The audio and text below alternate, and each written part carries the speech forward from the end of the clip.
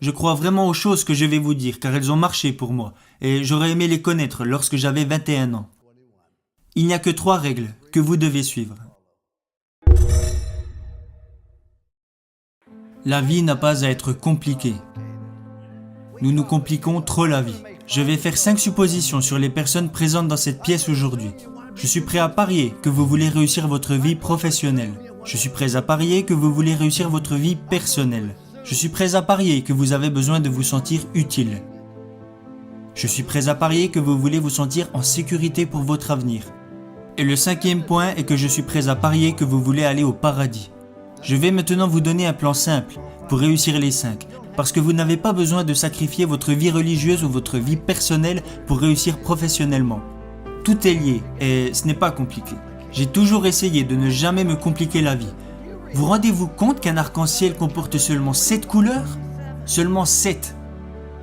Regardez ce que Michel-Ange a réussi à faire avec ces 7 couleurs. Il existe seulement 7 notes de musique. Regardez ce que Beethoven a réussi à faire avec ces 7 notes. Il existe seulement 10 chiffres. Regardez ce que Bernard Madoff a réussi à faire avec ces 10 chiffres. Le point que je veux soulever est que la vie n'a pas à être compliquée. Vous avez besoin de 4 choses dans votre vie. Et s'il vous manque une de ces 4 choses, vous ressentirez un vide énorme. Premièrement, tout le monde a besoin d'avoir quelque chose à faire. Deuxièmement, tout le monde a besoin d'avoir quelqu'un à aimer. Troisièmement, tout le monde a besoin de croire en quelque chose et dans mon cas, je crois en Jésus-Christ, notre Seigneur et notre Sauveur. Et le 4e point dont vous avez besoin dans votre vie est que vous devez avoir un but à atteindre. Que voulez-vous faire maintenant ? Ayez des buts et des rêves ambitieux. Je crois que c'est absolument essentiel. Ne reproduisez pas les erreurs que j'ai commises. J'ai fait beaucoup de choses stupides dans ma vie, mais laissez-moi vous révéler la bêtise que je regrette le plus. Quand j'ai débarqué à l'université de Notre-Dame, j'ai pris l'équipe qui était au plus mal pour la mener au sommet pendant 9 années consécutives. Chose que personne n'avait réalisée avant et que personne n'a refait depuis. Nous sommes arrivés au sommet et nous y sommes restés. Voilà la chose que je regrette le plus. Vous savez, il y a un dicton qui dit « Vous progressez ou vous mourrez. Soit l'arbre grandit, soit il meurt. » Il en va de même pour votre mariage, il en va de même pour votre business ou pour vous-même en tant que personne. Et je ne dis pas ça parce que je suis vieux, même si maintenant mes bougies d'anniversaire coûtent plus cher que mon gâteau. Cela est plutôt en rapport avec les efforts que vous devez faire pour vous améliorer. Nous avons atteint le top et j'ai dit nous y sommes arrivés, restons comme ça, ne prenons plus de risques. Nous avons terminé second du championnat et tout le monde a dit que j'étais un idiot. Alors que le gars qui termine dernier au concours de médecine, lui, il l'appelle docteur. Ça me semble injuste.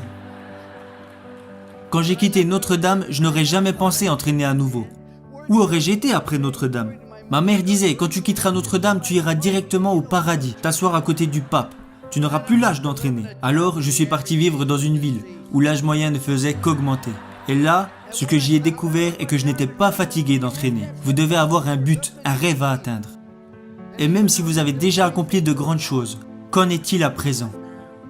Je vais vous dévoiler un plan simple pour réussir les 5 hypothèses que j'ai faites au début de ce discours.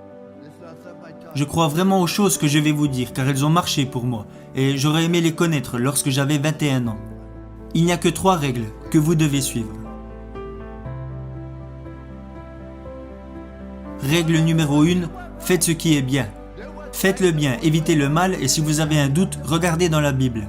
Je ne crois pas que c'est bien de retrouver le portefeuille d'un coéquipier avant même qu'il l'ait perdu. Ça s'appelle du vol, mon garçon. Je l'ai trouvé, oui, mais il ne l'avait pas encore perdu. Faites ce qui est bien. Il n'y a jamais de bon moment pour faire de mauvaises choses. Et il n'y a jamais de mauvais moment pour faire de bonnes choses. Faites le bien et soyez honnête avec vous-même. Jeunes gens, profitez de la vie, amusez-vous. Vous allez avoir des problèmes, vous allez rencontrer des difficultés. Ça fait partie de la vie. Ce n'est pas parce que vous êtes diplômé que vous n'aurez pas de problème. Et ne racontez pas vos problèmes à tout le monde. Savez-vous que 90% des personnes n'en ont rien à faire ? Et les 10 autres pourcents sont contents que vous les ayez, alors vous feriez mieux de les garder pour vous. Vous allez avoir des problèmes, alors amusez-vous dans tout ce que vous faites. Et si vous aimez vraiment ce que vous faites, les gens prendront du plaisir à être à vos côtés. À chaque fois que je me réveillais les jours de match, je me disais « Aujourd'hui sera une journée incroyable ». Et je le pensais vraiment, car si vous aimez vraiment ce que vous faites, les gens prendront du plaisir à être à vos côtés.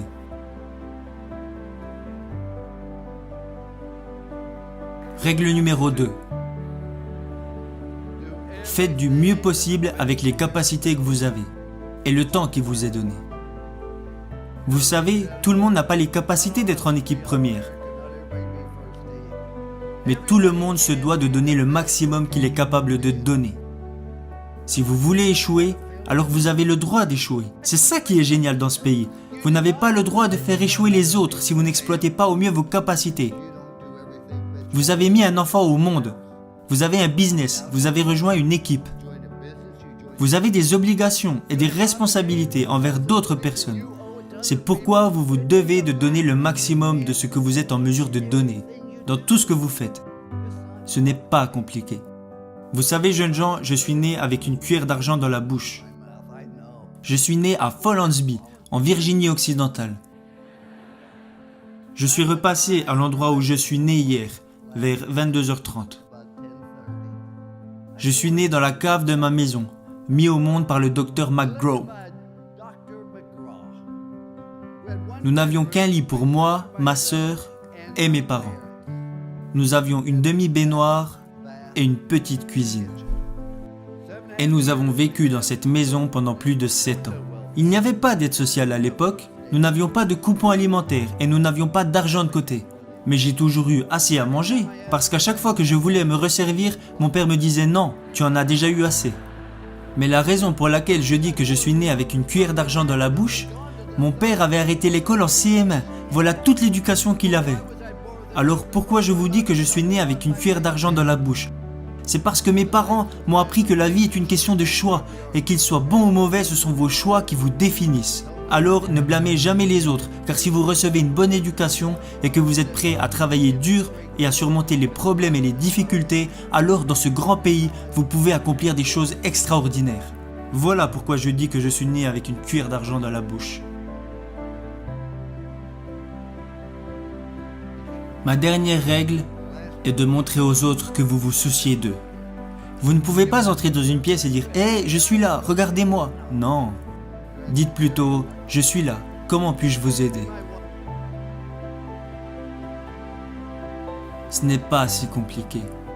Souciez-vous sincèrement des autres, car vous pouvez impacter la vie de chaque personne que vous rencontrez par un sourire, un mot gentil ou un encouragement. Parce que vous voyez, quand vous faites de bonnes choses, les gens seront toujours plus à même de vous faire confiance. Ma femme et moi, nous sommes mariés car nous avons trouvé cette confiance en nous, et nous ne l'avons jamais perdue.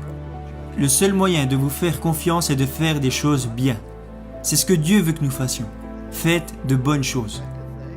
Le second point est de faire le maximum avec les capacités que vous avez, parce que quand les gens apprendront que vous vous êtes engagé à viser l'excellence, ils auront envie de vous suivre. Aidez les autres et souciez-vous d'eux.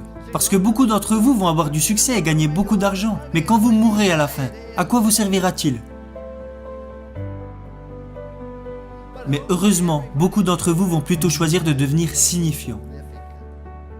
Être signifiant, c'est quand vous aidez les autres personnes à réussir.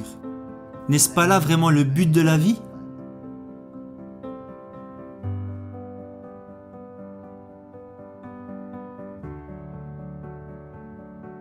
J'aurais aimé connaître ces 3 règles lorsque j'avais 21 ans, et je les utilise maintenant depuis plus de 40 ans. C'est pour cela qu'il y a une statue de moi devant l'école, même si je pense qu'ils l'ont plutôt mise là pour que les pigeons puissent se reposer. Mais si vous la regardez bien, il y a 3 mots inscrits au pied de cette statue. Confiance, engagement, amour.